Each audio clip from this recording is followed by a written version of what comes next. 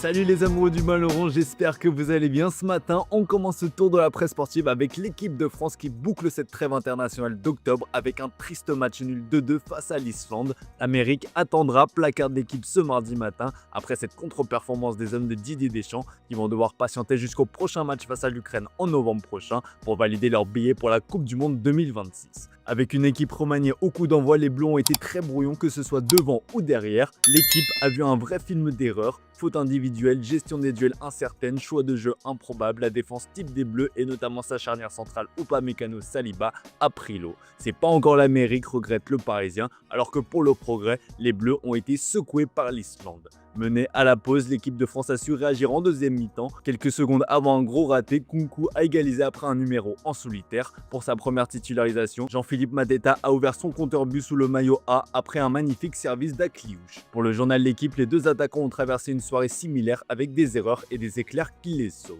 Après avoir fait le plus dur, les Bleus se sont relâchés juste après en concédant l'égalisation après un positionnement douteux de Jules Koundé. Après la rencontre, Didier Deschamps a poussé un coup de gueule sur l'arbitrage. Le sélectionneur français a notamment pointé du doigt une faute non sifflée à l'origine de l'ouverture du score. Sur le premier but, pour avoir revu les images, il y a faute sur Koné, elle est évidente. Je ne vais pas me mettre à pleurer, parfois ils doivent dormir en parlant des arbitres. Je ne vais pas dire lésé, mais je pense que les joueurs ont senti l'injustice sur le coup. La faute n'est pas évidente à la base sur le coup franc et il y a faute sur Manu Koné. On ne peut pas revenir en arrière, ils ont une occasion et marquent ce but. Jules Koundé a aussi fait part de son incompréhension après le match. Globalement, les Bleus ont certainement ressenti de la frustration après le match nul qui laisse place à beaucoup de regrets. La qualification pour la Coupe du Monde 2026 est toutefois loin d'être remise en cause. Ce n'est que partie remise. Chez nos voisins belges, la qualification est aussi tout proche. La Belgique a un pied en Amérique, se réjouit la dernière heure dans son édition du jour après ce succès 4-2 face au Pays de Galles. Les hommes de Rudy Garcia ont été portés par un Kevin De Bruyne décisif à 2 reprises sur penalty. Le Corriere dello Sport ne manque pas de mettre en avant les exploits de son maestro belge qui fait désormais le bonheur de Naples. Dans le royaume de sa majesté, la prestation de l'ancien maître à jouer de Manchester City ne passe pas inaperçue. On se remémore à quel point KDB est fort. Un autre joueur a aussi fait forte impression face aux Gallois, c'est le Milanais Charles De Ketelaere. En l'absence de Romelu Lukaku, le gaucher a parfaitement surremplacé Big Rom à la pointe de l'attaque. Pour le quotidien belge, Rudy Garcia a trouvé la doublure de Lukaku. Bref, tous les signaux sont au vert chez les Belges, d'autant que cette victoire conjuguée au match nul de la Macédoine du Nord permet aux hommes de Rudy Garcia de reprendre la tête du groupe J. Les deux derniers matchs pour les hommes de Rudy Garcia seront le Kazakhstan et le Liechtenstein, des matchs a priori abordables pour valider la qualification.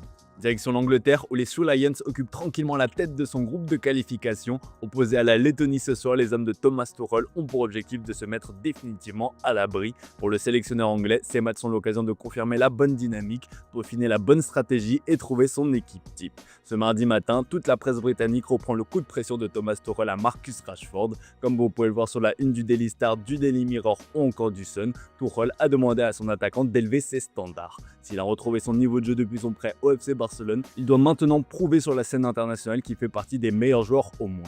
Pour Tuchel, il n'est plus question de parler de potentiel pour un Rashford âgé de 27 ans, il doit agir s'il ne veut pas avoir des regrets toute sa vie. Tuchel a même affirmé que Rash était dans une situation dangereuse car il n'avait pas exploité tout son potentiel et n'avait pas réussi à reproduire en match ce qu'il fait à l'entraînement.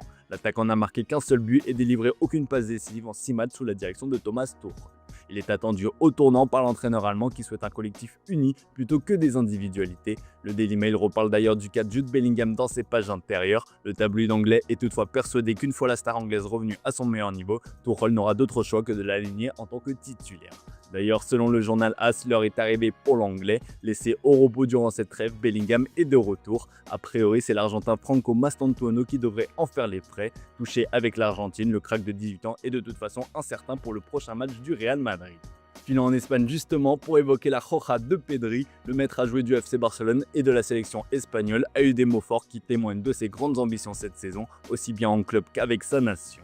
La Coupe du Monde est le grand rêve de l'Espagne, a-t-il déclaré au journal AS. Vainqueur de l'Euro et de la Ligue des Nations ces dernières années, la bande à Luis de la Fuente fait logiquement office de grand favori et rêve de décrocher une deuxième étoile. Avant ça, l'Espagne tentera de rester invaincue et ça commencera ce soir face à la Bulgarie. Pour le record, écrit le journal Marca. L'équipe nationale d'Espagne reste sur 28 matchs consécutifs sans défaite et demeure la seule équipe au monde à n'avoir jamais perdu un match de qualification pour la Coupe du Monde à domicile. Un record que l'équipe espère faire perdurer avec l'équipe B comme le relais Mundo Deportivo. Il y a effectivement plusieurs absents de marque dans les rangs espagnols. Outre Lamine Yamal, on peut aussi citer Dani Olmo qui est KO, comme le placard le quotidien catalan. Après de nouveaux examens hier, le Barça a annoncé une lésion musculaire pour le joueur et sa durée d'indisponibilité est estimée entre 2 à 3 semaines. La priorité est de ne pas forcer avec le joueur afin qu'il puisse guérir complètement. Son forfait pour le Classico n'est pas encore acté, mais c'est tout comme. En revanche, bonne nouvelle pour Fermín López qui va faire son retour. Le milieu de terrain serait sur le point d'être autorisé à jouer pour le prochain match contre Gérone. Mais ce n'est pas tout, selon Mundo Deportivo, Hansi Flick envisagerait même de titulariser Fermín contre l'équipe de Mitchell. Enfin, la prolongation de Frenkie de Jong est imminente. Comme relayé par la presse espagnole, le Néerlandais va prolonger son contrat jusqu'en 2029. Le nouveau bail sera signé demain. De Jong a accepté de baisser la part de son salaire fixe. Le club et le joueur ont approuvé le nouveau contrat qui comprendra une clause libératoire de 500 millions d'euros. Allez, on termine ce tour de la presse sportive avec le meilleur milieu de terrain au monde selon Roberto Martinez, qui n'est autre qu'un certain Vitinha. 3e au Ballon d'Or 2025, le Portugais a eu le droit à des éloges de la part de son sélectionneur. La veille, c'est Zinedine Zidane en personne qui l'a félicité, preuve que Vitinha est bel et bien passé dans une nouvelle dimension. Que ce soit d'un point de vue personnel ou collectif, le milieu de terrain de 25 ans n'a plus peur de crier haut et fort ses ambitions comme le relaye Record. Il ne voit aucun inconvénient à dire qu'il vise la Coupe du Monde. Ça commencera d'abord par valider la qualification ce soir en cas de victoire face à la Hongrie et en cas de match nul de l'Arménie contre l'Irlande. L'entraîneur Roberto Martinez espère que certains défauts récents seront corrigés et il comptera sur Vitinha pour les gommer. L'Italie joue aussi gros ce soir avec ce désir de mondial qui est toujours présent, écrit la Gazzetta dello Sport dans son édition du jour. Le peuple italien ne veut pas passer à côté d'une 3e Coupe du Monde. En gagnant en Estonie malgré une boulette de Donnarumma, la squadra azzurra garde l'espoir de terminer barragiste. La sélection entraînée par Gattuso devra battre Israël, une rencontre qui s'était terminée sur le score fou de 5-4 à l'aller. Ce match capital se jouera à Yudin sous haute tension comme l'explique l'équipe. La ville est en état d'alerte avec la venue de la sélection israélienne pour y affronter la Nationale. 10 000 manifestants sont attendus pour apporter leur soutien au peuple palestinien. Enfin, pour être complet, la Juventus déplore la blessure de Bremer avec le Brésil. Comme le relaye le journal Lo Papyrus, la Juventus a confirmé la blessure de son défenseur qui souffre du genou gauche et devra subir une opération.